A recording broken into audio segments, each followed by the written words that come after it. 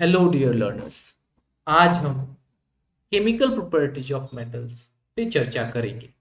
और पिछले वीडियो में हमने सीखा था कि फिजिकल प्रॉपर्टीज ऑफ मेटल्स क्या क्या होते हैं और कैसे होते हैं। तो चलिए इस वीडियो में हम समझेंगे केमिकल प्रॉपर्टीज ऑफ मेटल और चैप्टर को शुरू करते हैं।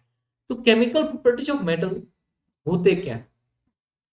केमिकल प्रॉपर्टीज ऑफ मेटल का मतलब ये है कि एक मेटल जब हवा में यानी ऑक्सीजन के साथ जब रिएक्ट करता है तो क्या होता है, जब वो वाटर के कांटेक्ट में आता है तो क्या होता है, किसी सल्ट सोल्यूशन के कांटेक्ट में आ गया तो क्या होता है, किसी एसिड के कांटेक्ट में आ गया तो क्या होता है। ठीक है, तो इसी चीज को समझेंगे। यही होते हैं केमिकल प्रॉपर्टीज ऑफ मेटल। तो पहला देखते हैं कि केमिकल प्रॉपर्टी ऑफ मेटल जो है वो उसका पहला पार्ट है कि ये मेटल ऑक्सीजन के साथ कैसे रिएक्ट करता है, मतलब एयर में कैसे रिएक्ट करता है। तो नॉर्मली देख सकते हैं हम मेटल जब भी ऑक्सीजन के साथ रिएक्ट करता है तो क्या देता है, हमें मेटल ऑक्साइड देता है। क्या देता है? मेटल ऑक्साइड देता है। जैसे कि अगर हम सोडियम को देख लें तो सोडियम ऑक्सीजन के साथ रिएक्ट करेगा तो क्या देगा, सोडियम ऑक्साइड देगा। उसी तरह से पोटेशियम अगर रिएक्ट करता है तो पोटेशियम ऑक्साइड देगा। ठीक है, लेकिन ये तो नॉर्मली ऐसे रिएक्ट कर जाते हैं, एटमोस्फेयर एयर ऑक्सीजन के कांटेक्ट में आते ही रिएक्ट कर जाते हैं। पर कोपर जो है हमारा एक ऐसा एलिमेंट है, ऐसा मेटल है जो नॉर्मली रूम टेम्परेचर पे रिएक्ट नहीं करता है। जैसे कि पोटेशियम हो गया, सोडियम हो गया, क्या होते हैं, रूम टेम्परेचर पे रिएक्ट कर जाते हैं। पर जो हमारा कॉपर होता है ये रूम टेम्परेचर पे रिएक्ट नहीं करता है ऑक्सीजन के साथ, और इसे बर्न करना पड़ता है, जलाना पड़ता है। जैसे इसे घर में मिलता है, इसे जलाया जाता है, गर्म ज्यादा हो गया या कॉपर को जब जलाया जाता है, बर्न किया जाता है तो क्या होता है, ये कॉपर ऑक्साइड फॉर्म करता है। ठीक है, और साथ साथ हम देख लें कि क्या है, लिथियम हो गया, पोटेशियम हो गया, आपका सोडियम हो गया, ये सब क्या होते हैं, इनको हम एल्कली मेटल्स कहते हैं। क्या कहते हैं इसको? एल्कली मेटल्स कहते हैं। ठीक है, और जो ये होते हैं, ये एल्कली मेटल्स, ये रिएक्ट्स विगरसली विद ऑक्सीजन। ये ऑक्सीजन के साथ बड़े ही क्विक, बहुत फास्ट रिएक्शन करते हैं, बहुत विगरस रिएक्शन शो करते हैं। ठीक है, बहुत एग्रेसिव रिएक्शन होता है इनका। तो इसीलिए एल्कली मेटल्स को क्या कहा जाता है कि alkali metals react vigorously with oxygen. ठीक है, अब देखिए एल्यूमिनियम, जिस तरह से आपका कॉपर हो गया, एल्कली मेटल्स हो गए, ये रिएक्शन होता है, उसी तरह से क्या होता है, एल्यूमिनियम भी रिएक्ट करता है ऑक्सीजन के साथ और फॉर्म क्या करता है, एल्यूमिनियम ऑक्साइड। ठीक है, लेकिन एल्यूमिनियम ऑक्साइड क्या है, ये नॉर्मल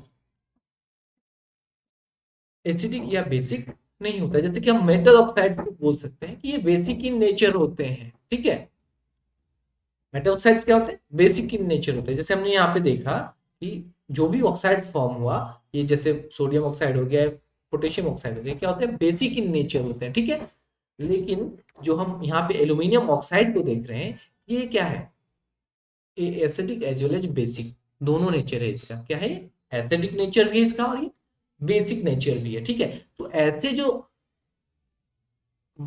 ऑक्साइड्स होते हैं इन्हें क्या कहते हैं, हम एम्फोटेरिक ऑक्साइड्स कहते हैं। क्या कहते हैं इसको, एम्फोटेरिक ऑक्साइड्स कहते हैं। ठीक है, ये दोनों तरह का बिहेवियर शो करता है।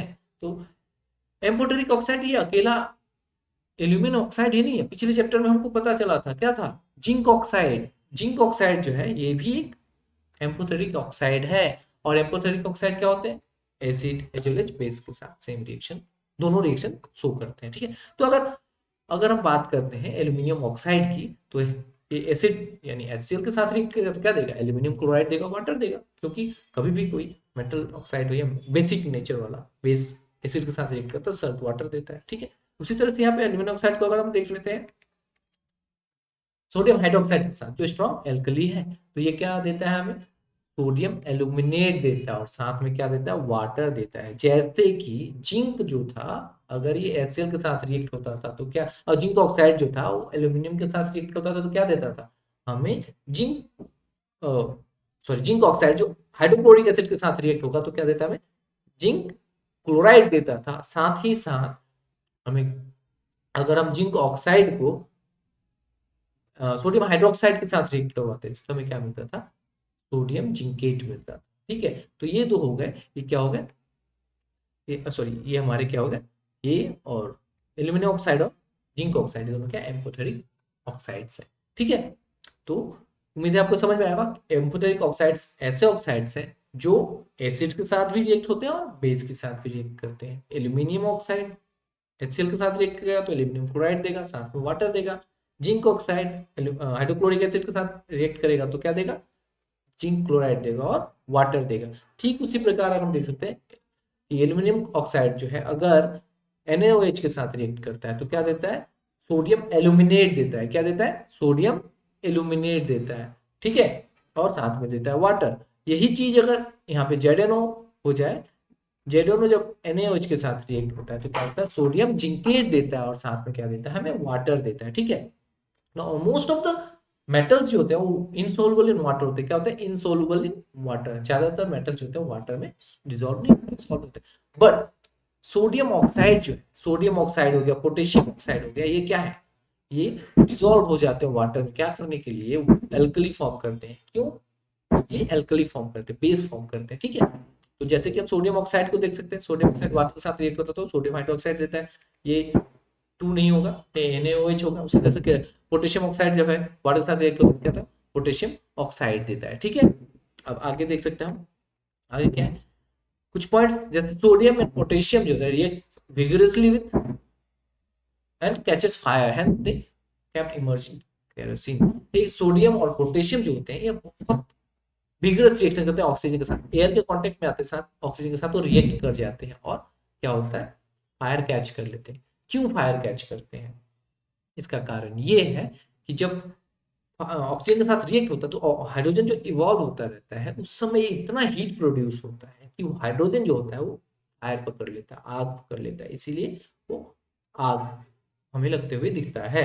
ठीक है, इस चीज से बचाने के लिए क्या किया जाता है कि सोडियम और पोटेशियम को केरोसिन ऑयल में डुबो के रखा जाता है। क्या किया जाता है, डुबो के रखा जाता है, इमर्ज करके मतलब डुबो के रखा जाता है ताकि वो एटमॉस्फेयर हवा के साथ रिएक्ट ना कर पाए, क्योंकि हवा में ऑक्सीजन है तो सोडियम और पोटेशियम के साथ रिएक्ट हो ही जाएगा। ठीक है, तो उसी तरह से बात करें मैग्नीशियम और मैग्नीशियम हो गया, एल्युमिनियम हो गया, जिंक हो गया, लेड हो गया, ये क्या होता है कि ये नॉर्मली विगरस रिएक्शन नहीं जाते। क्यों नहीं जाते, क्योंकि इनको ऊपर ना ऑक्साइड का लेयर बन जाता है। जैसे अगर मैग्नीशियम है तो मैग्नीशियम के ऊपर ना एक पतला सा लेयर बन जाता है जो एकदम upper part of upper surface of the magnesium का सॉलिड जो होगा उसका सरफेस जो होगा वो होता है एटमॉस्फेयर के साथ कांटेक्ट में, और कांटेक्ट में होने के साथ साथ क्या होता है वो ऑक्साइड फॉर्म कर लेता है, और जो ऊपरी परत होता है वो ऑक्साइड फॉर्म कर लेता है। मैग्नीशियम है तो मैग्नीशियम ऑक्साइड फॉर्म कर लेगा, एल्यूमिनियम है तो एल्यूमिनियम ऑक्साइड फॉर्म कर लेगा, जिंक है तो जिंक ऑक्साइड फॉर्म कर लेगा, और एक पतला सा परत ऊपर बना रहता है जिसके कारण क्या होता है पूरा का पूरा जो सब्सटेंस है जो मेटल है वो कंटिन्यूस रिएक्शन में नहीं जाता। ठीक है, तो उम्मीद है ये समझ में आया हो। ठीक है, फर्दर रिएक्शन को प्रिवेंट करता है वो कोटिंग, जो ऑक्साइड का कोटिंग फॉर्म हो जाता है। ठीक है, इसीलिए आपको पिछले चैप्टर में बताया गया था कि मैग्नीशियम को क्यों बर्न करने से पहले साफ किया जाता है, उसको क्यों रब किया जाता है, क्लीन किया जाता है। क्यों, क्योंकि उसके ऊपर कोटिंग रहता है, किसका, मैग्नीशियम का कोटिंग रहता है। मैग्नीशियम रिबन को जब हम बर्न करते हैं उससे पहले क्लीन करते हैं, क्यों करते हैं, क्योंकि उसके ऊपर एक कोटिंग रहता है। वो कोटिंग क्या होता है, उसको प्योर हमको मैग्नीशियम ऑक्साइड नहीं मिलता उससे।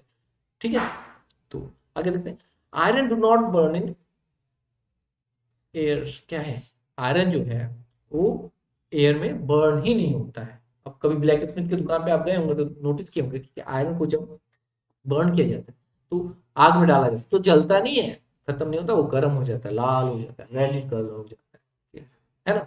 पर वही अगर देखिए हम, अगर आयरन के बुरादे को, फीलिंग्स जो होते हैं आयरन काटते समय उसमें से बुरादा जो निकलता है, फीलिंग्स जो निकलते हैं, उसको अगर एयर के फायर के कांटेक्ट में लाए, उसको जलाएं अगर, तो बहुत विगरसली जलता है। ठीक है, तो ये वन ऑफ द नेचर है। ठीक है, अब आगे देखिए क्या है, reaction of metal with water. अब इससे पहले तो ऑक्सीजन के साथ देख लिए, एयर के साथ रिएक्शन तो क्या होता है, अब देखते हैं reaction of metal with water. तो वाटर के साथ जब भी मेटल का रिएक्शन होता है तो वाटर के साथ रिएक्ट होते हुए क्या देता है, पहला एक्चुअली ये रिएक्शन 2 स्टेप्स में होता है पर हमें दिखता है एक ही स्टेप, क्योंकि बीच में स्टेप होता है वो समझ ही नहीं आता है। ठीक है, तो क्या होता है, मेटल के साथ जब भी रिएक्ट होता है तो वाटर तो क्या होता है, मेटल ऑक्साइड फॉर्म करता है, हाइड्रोजन फॉर्म करता है। ठीक है, 2 चीज फॉर्म हो गया। अब मेटल ऑक्साइड जो फॉर्म हुआ तो बाहर जाता नहीं है, हाइड्रोजन तो गैस बाहर निकल जाएगा, लेकिन मेटल ऑक्साइड क्या, तो वाटर में रहता है, तो मेटल ऑक्साइड वापस वाटर के साथ रिएक्ट कर जाता है। ठीक है, मेटल ऑक्साइड है वापस फिर से वाटर के साथ रिएक्ट होता है और साथ में हमको देता है मेटल हाइड्रोक्साइड देता है। जो भी मेटल होगा उसका रेस्पेक्टिव हाइड्रोक्साइड सॉल्यूशन हमको मिल जाएगा। ठीक है, तो हमें मेटल ऑक्साइड अगर हम मेटल वाटर के साथ रिएक्ट करें तो क्या देगा हमको, मेटल हाइड्रोक्साइड और साथ में हाइड्रोजन मिलेगा। लेकिन बीच वाला स्टेप क्या होता है, मेटल ऑक्साइड भी होता है और वो वाटर के साथ रिएक्ट करके ही हमें मेटल हाइड्रोक्साइड देता है। ठीक है, तो ये दो स्टेप याद रखिएगा आप। ठीक है, जैसे आप देख सकते हैं यहाँ पे सोडियम वाटर के साथ रिएक्ट कर रहा है तो क्या है, सोडियम हाइड्रोक्साइड हो रहा, साथ में वाटर फॉर्म हो रहा, साथ में बहुत एनर्जी प्रोड्यूस हो रहा है। तो यहाँ पे क्या है, most of the metals not react with water, ज्यादातर मेटल्स वाटर के साथ रिएक्ट ही नहीं करते हैं। लेकिन एल्कली मेटल्स जो होते हैं react विग्रेसली with water. Alkali metals क्या हो गया, लिथियम हो गया, पोटेशियम को, सोडियम है, बहुत विग्रेसली रिएक्ट करते हैं वाटर के साथ। ठीक है, तो और वाटर के साथ रिएक्ट करते क्या मिलता है, सोडियम रेस्पेक्टिव हाइड्रोक्साइड मिलेगा, मेटल हाइड्रोक्साइड, वाटर मिलेगा, सॉरी वाटर बोलो, हाइड्रोजन गैस मिलेगा और साथ में मिलेगा energy. The reaction of sodium and potassium is so violent and exothermic। क्या है एक्सोथर्मिक? एक्सोथर्मिक मतलब जिससे हीट प्रोड्यूस होता है, ऐसे केमिकल रिएक्शन जिससे हीट प्रोड्यूस हो रहा है, इवॉल्व हो रहा है, उसे हम एक्सोथर्मिक रिएक्शन कहते हैं। तो इतना हीट जो पोटेशियम और सोडियम है इसका वाटर के साथ जब रिएक्शन होता है, इतना हीट प्रोड्यूस होता है कि उससे जो हाइड्रोजन इवॉल्व होता रहता है, निकलता रहता है, वो खुद ही जल जाता है वहां पे, उस हीट में कांटेक्ट में आते ही हाइड्रोजन जल जाता है, जिसके कारण हमें ये हाइड्रोजन और पोटेशियम को वाटर के साथ कांटेक्ट में आते ही फायर देखने को मिलता है। ठीक है, उम्मीद है आपको ये समझ में आएगा कि फायर क्यों दिखता है हमें। ठीक है, क्योंकि वो हाइड्रोजन बर्न होने लगता है। अब आगे देखिए, reaction of calcium and water is not so violent. अगर कैल्शियम की बात करें तो कैल्शियम क्या है, इतना वायलेंटली रिएक्ट नहीं करता है वाटर के साथ। ठीक है, ये क्या होता है, does not produce enough heat. ये इतना हीट ही नहीं प्रोड्यूस करता, मतलब ये इतना एक्सोथर्मिक नहीं है कि वो हाइड्रोजन को जला सके, उसमें इतना हीट प्रोड्यूस ही नहीं होता है। तो क्या है, कैल्शियम जब वाटर के साथ रिएक्ट होता है तो क्या होता है, कैल्शियम हाइड्रोक्साइड देता है, साथ में हाइड्रोजन गैस देता है। उसी तरह से ये क्या है, ये वाटर के साथ रिएक्ट होता है। तो अब तक जो रिएक्शंस देख रहे हैं कोल्ड वाटर में हो रहे हैं, सोडियम कोल्ड वाटर में रिएक्ट कर रहा है, पोटेशियम कोल्ड वाटर में रिएक्ट कर रहा है, कैल्शियम कोल्ड वाटर में रिएक्ट कर रहा है। लेकिन अगर हम बात करें मैग्नीशियम की, तो मैग्नीशियम क्या है, वो कोल्ड वाटर में रिएक्ट ही नहीं होता, वो किससे रिएक्ट करता है, वो हॉट वाटर से रिएक्ट करता है। किससे रिएक्ट करता है, वो हॉट वाटर से रिएक्ट करता है। और हम क्या देता है, मैग्नीशियम हाइड्रोक्साइड देता है, साथ में हाइड्रोजन गैस देता है। अब देखिए, कैल्शियम है और मैग्नीशियम, इन लोग इनको जब हम रिएक्ट करवाते हैं तो क्या, तो फ्लोट करते रहते हैं ऊपर ही। वाटर के साथ अगर हम रिएक्ट करवा तो वाटर सरफेस के ऊपर ही फ्लोट करता रहता है। क्यों करता है, क्योंकि जब रिएक्शन होता है तो जो गैस प्रोड्यूस हो रहा है, क्या हाइड्रोजन गैस प्रोड्यूस कर रहा है। आपको पता होगा कि हाइड्रोजन गैस बहुत लाइट गैस है। तो ये गैस प्रोड्यूस होते ही क्या होता है कि ये उस मेटल के चारों तरफ चिपक जाता है। क्या होता है, सरफेस का स्टिक हो जाता है, चिपक जाता है। जैसे वाटर बबल्स में ट्रैप होकर उसके ऊपर चिपक गया। चिपकने से क्या होता है कि वो हल्का है तो खुद ऊपर आता है और साथ साथ मेटल को भी ऊपर लेते हुए आता है, और इसीलिए वो क्या दिखता है हमें कि वो वाटर के ऊपर फ्लोट कर रहा है। कौन सा, कैल्शियम और मैग्नीशियम। क्यों फ्लोट करता है, क्योंकि hydrogen sticks to the surface of the calcium and magnesium, hence they start floating. Floating का मतलब तैरने लगते हैं। ठीक है, अब आगे देखते हैं, मेटल्स लाइक, अगर एल्यूमिनियम का बात करें, जिंक का बात करें, आयरन का बात करें, वो किसी के साथ रिएक्ट करते हैं ना, हॉट वाटर के साथ ना कोल्ड वाटर के साथ। किसी के साथ मतलब वाटर के किसी भी फॉर्म के साथ रिएक्ट नहीं करते, ना ही हॉट वाटर के साथ रिएक्ट करते हैं, ना ही कोल्ड वाटर के साथ रिएक्ट करते हैं। They react with steam. किससे अब रिएक्ट हो रहा है, अब स्टीम्स हो रहा है, वाटर स्टीम, वाटर गर्म करते हैं, भाप निकलता है, स्टीम होता है, उसके साथ ही रिएक्ट करते हैं। क्या फॉर्म करते हैं, मेटल ऑक्साइड्स फॉर्म करते हैं और हाइड्रोजन गैस फॉर्म करते हैं। ठीक है, तो देख सकते हैं मेटल एल्यूमिनियम जब वाटर स्ट्रीम के साथ रिएक्ट करता है तो एल्यूमिनियम ऑक्साइड फॉर्म होता है, वाटर फॉर्म होता है और हाइड्रोजन फॉर्म होता है। इस तरह से आयरन को देख सकते हैं, आयरन वाटर के साथ रिएक्ट होता है तो क्या होता है, आयरन ऑक्साइड देता है और फेरिक ऑक्साइड देता है और हाइड्रोजन गैस फॉर्म होता है। ठीक है, लेकिन मेटल सचेज हो गया, आपका लीड हो गया, कॉपर हो गया, सिल्वर हो गया, गोल्ड हो गया, वो किन्हीं के साथ, किसी के साथ रिएक्ट नहीं होता है। ठीक है, रिएक्ट विद वाटर, किसी भी फॉर्म ऑफ द वाटर के साथ रिएक्ट नहीं होता है। ठीक है, आगे देखते हैं क्या है हमारा reaction of metals with acid. हमने एयर के साथ देख लिया, वाटर के साथ देख लिया, अब हम देखते हैं reaction of metals with acid. अब मेटल्स जो है एसिड के साथ कैसे रिएक्ट करते हैं, सिंपल सी बात है, मेटल जब एसिड के साथ रिएक्ट करता है तो क्या देता है हमें, मेटल सल्ट देगा और साथ में देगा हाइड्रोजन गैस। ठीक है, जैसे मैग्नीशियम अगर हाइड्रोक्लोरिक एसिड के साथ रिएक्ट करता है तो क्या देगा, मैग्नीशियम क्लोराइड देगा और साथ में देगा हमें हाइड्रोजन गैस। उसी तरह जिंक को देख लीजिए, जिंक हाइड्रोजन हाइड्रोक्लोरिक के साथ रिएक्ट करता है तो क्या देता है, जिंक क्लोराइड देता है और साथ में देता है हमें हाइड्रोजन गैस। ठीक है, तो ये तो सिंपल कॉन्सेप्ट है, मेटल के साथ जब भी रिएक्ट होगा कोई एसिड तो हमें क्या देगा, रेस्पेक्टिव मेटल सल्ट देगा और साथ में देगा क्या, हाइड्रोजन गैस। ठीक है, पर ये जो हाइड्रोजन गैस है ये हर एसिड के साथ नहीं होता है।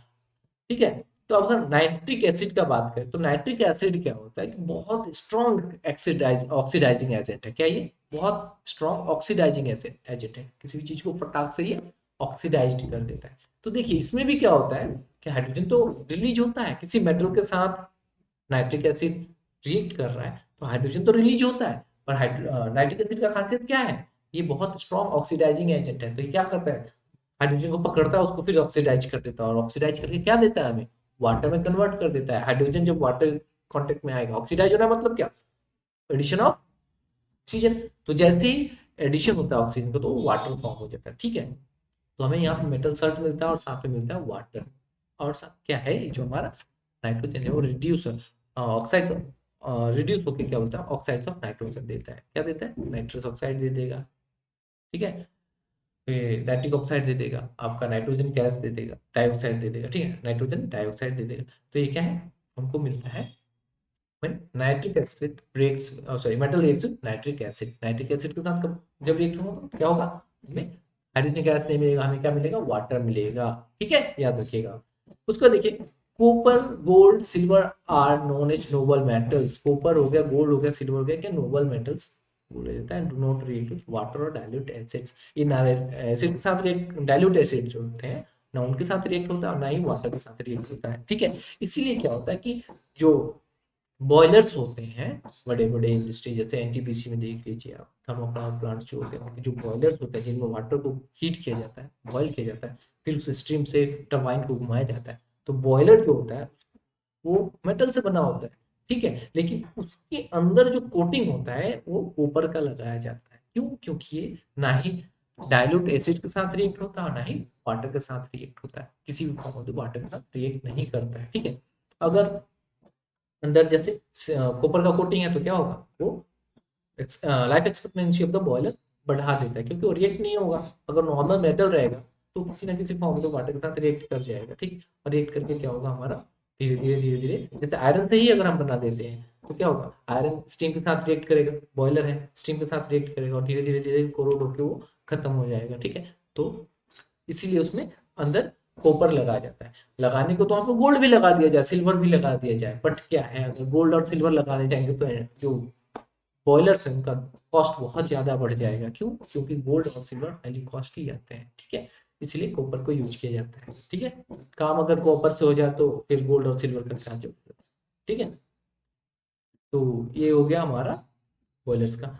अब देखिए, the order of reactivity of metals towards dilute hydrochloric acid और सल्फ्यूरिक एसिड, कोई भी डाइल्यूट हाइड्रोक्लोरिक एसिड हो या सल्फ्यूरिक एसिड हो, इनके साथ किस फॉर्म में कैसे रिएक्ट होता है। तो रिएक्शन का क्या है, रिएक्टिविटी सीरीज पढ़ेंगे तो हमको वैसे ही समझ में आ जाएगा कि इनका फॉर्म कैसे रिएक्ट करता है। ठीक है, तो यहाँ पे देखिए रिएक्शन कैसा होता है, सबसे ज्यादा पोटेशियम है, फिर सोडियम आ गया, calcium magnesium aluminium zinc iron copper और मर्क्यूरी, उसके बाद आ गया सिल्वर। ठीक है, तो इस फॉर्म में रिएक्ट होता है। ठीक है, जो जो रिएक्शन है इस रिएक्टिविटी इस फॉर्म में चलता है। ठीक है, आगे देखते हैं। अब देखिए एक्वारेजिया, एक्वारेजिया के बारे में शायद आप सबको पता होगा, नहीं पता तो बता देते कि एक्वारेजिया क्या है। कॉन्सेंट्रेटेड हाइड्रोक्लोरिक एसिड और नाइट्रिक एसिड का क्या है, मिक्सचर है। और किस फॉर्म में मिक्सचर है ये 3:1 के फॉर्म में मिक्सचर होता है। 3:1 में क्या है, 3 पार्ट्स ऑफ हाइड्रोक्लोरिक एसिड, ऐसे 3 पार्ट्स हो गया और ये नाइट्रिक एसिड हो जाता है। ठीक है, ये हाइड्रोक्लोरिक एसिड ऐसे दिखा देता हूँ, हाइड्रोक्लोरिक एसिड। ठीक है, और ये नाइट्रिक एसिड, ये दोनों का 3:1 होता है। हाइड्रोक्लोरिक एसिड 3 हिस्से में लिया जाता है और नाइट्रिक एसिड 1 हिस्से में लिया जाता है और दोनों को मिक्स कर दिया जाता है, फिर ये बन जाता है एक्वारेजिया। और ये मेनली जो गोल्ड स्मिथ्स हैं जो ये क्या करते हैं, उसका यूज करते हैं और गाँव में जाते हैं। देखिएगा आप गाँव में आते हैं कुछ कुछ गहनों का सफाई करने के लिए। ठीक है, ज्वेल्स को दीजिए हम उसे साफ कर देंगे। तो क्या होता है, तो वो एक्वारेजिया लेके जाते हैं। अब आप गोल्ड दीजिएगा, बोलिएगा साफ कर दीजिए। उसे साफ करने के लिए क्या होगा, जब उसको डालते हैं तो क्या होता है, कोरोड हो जाता है। एक्वारेजिया क्या होता है, कोरोड होता है, और कोरोड उसको कोरोड करता है।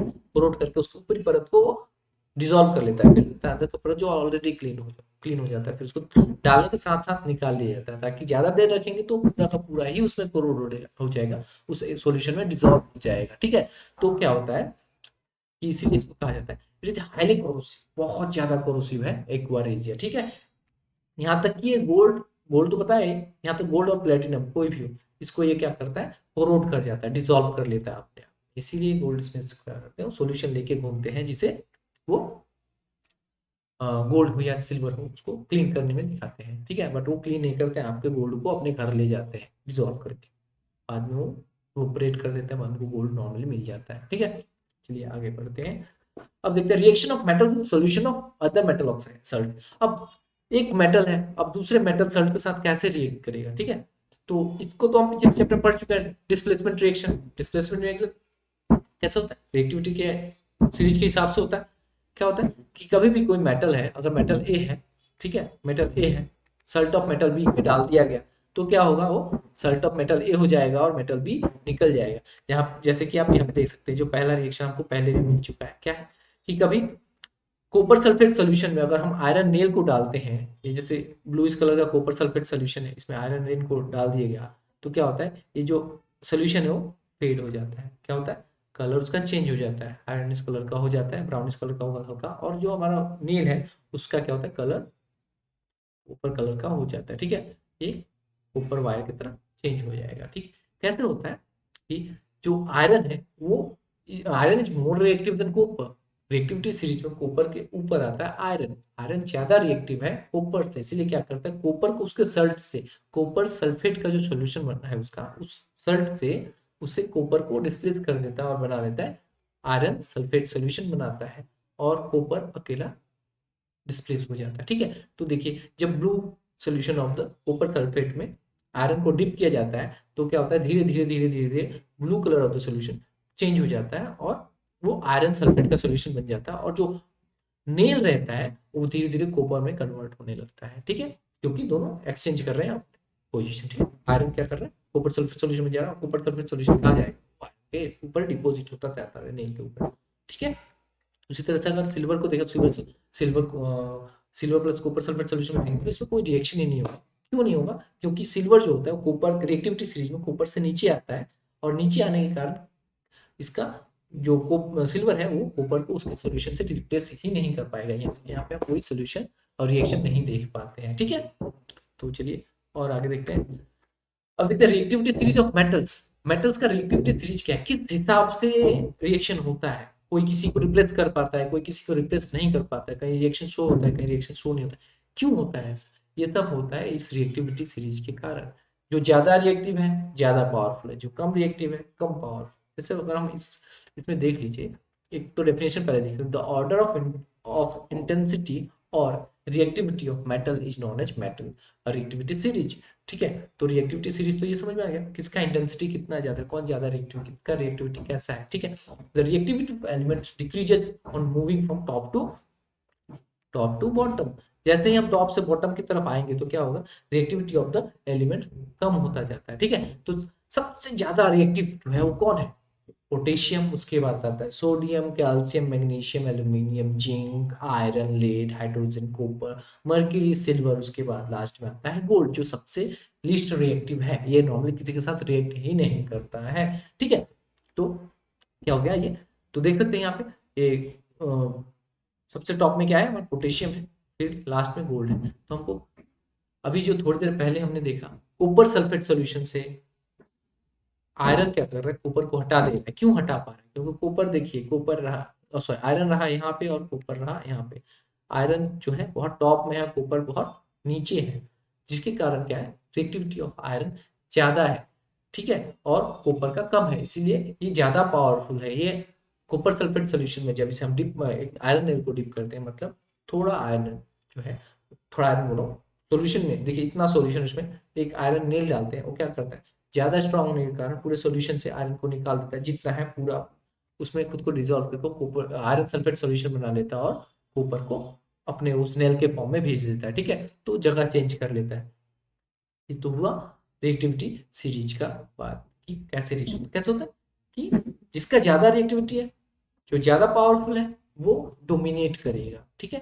तो अब इसका कोई भी सल्ट, ये कोई भी मेटल हो या इनका कोई भी सल्ट हो, ठीक है, यहाँ तक कि कोई भी सल्ट ले लीजिए आप, किसी का भी सल्ट हो, अगर ऊपर वाला मेटल है तो उसको रिप्लेस कर ही देगा। या दो सल्ट्स हैं, अगर उनको ये करवाएंगे तो फिर वो डबल डिस्प्लेसमेंट करेंगे। कैसे करेंगे, वो भी एक रिएक्टिविटी की सीरीज के हिसाब से चलता है, ठीक है।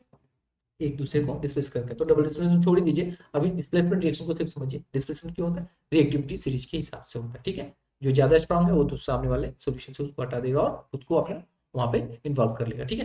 तो जैसे अगर बोलूं पोटेशियम क्लोराइड और मैग्नीशियम, पोटेशियम क्लोराइड से मैग्नीशियम क्या, सॉरी, पोटेशियम क्लोराइड में से जो सल्ट है पोटेशियम क्लोराइड, उससे मैग्नीशियम क्या पोटेशियम को रिप्लेस कर पाएगा, कभी नहीं कर पाएगा। क्यों, क्योंकि पोटेशियम जो है सबसे ज्यादा रिएक्टिव है, ठीक है, और ये रिएक्टिविटी सीरीज में टॉप में आता है, इसलिए इसको कोई रिप्लेस नहीं कर पाएगा। वहीं अगर बात करूं मैग्नीशियम क्लोराइड की, तो मैग्नीशियम क्लोराइड के सल्ट से मैग्नीशियम को ये तीनों में से कोई भी रिप्लेस कर देगा। या पोटेशियम तो ऑलरेडी इजीली रिप्लेस कर देगा, सोडियम कैल्शियम कोई भी रिप्लेस कर सकता है, ठीक है। ये ऊपर वाले मैग्नीशियम का सल्ट मैग्नीशियम को रिप्लेस कर सकते हैं, ठीक है। लेकिन ये नीचे वाले कोई भी रिएक्शन नहीं, कोई भी रिप्लेस नहीं कर पाएंगे, कोई भी रिएक्शन ही नहीं होगा उस प्रोसेस में, ठीक है। तो उम्मीद है आपको समझ में आया। और इस सेंस में आपको ऊपर वाले क्या होते हैं, मोस्ट रिएक्टिव होते हैं, और नीचे वाले क्या होते हैं, लीस्ट रिएक्टिव होते हैं, और बीच वाले तो एवरेज में आते हैं, ठीक है। तो ये उम्मीद है आपको उससे reactivity series of the metal समझ में आया होगा, ठीक है। तो थैंक यू, आज के लिए इतना ही। तो अब तक बने रहने के लिए धन्यवाद। और सेशन अच्छा लगा हो तो लाइक कीजिएगा, शेयर कीजिएगा और सब्सक्राइब कीजिएगा, अपने दोस्तों को बताइएगा, ताकि हम ज़्यादा से ज़्यादा लोगों की मदद कर सकें। थैंक यू अब तक बने रहने के लिए।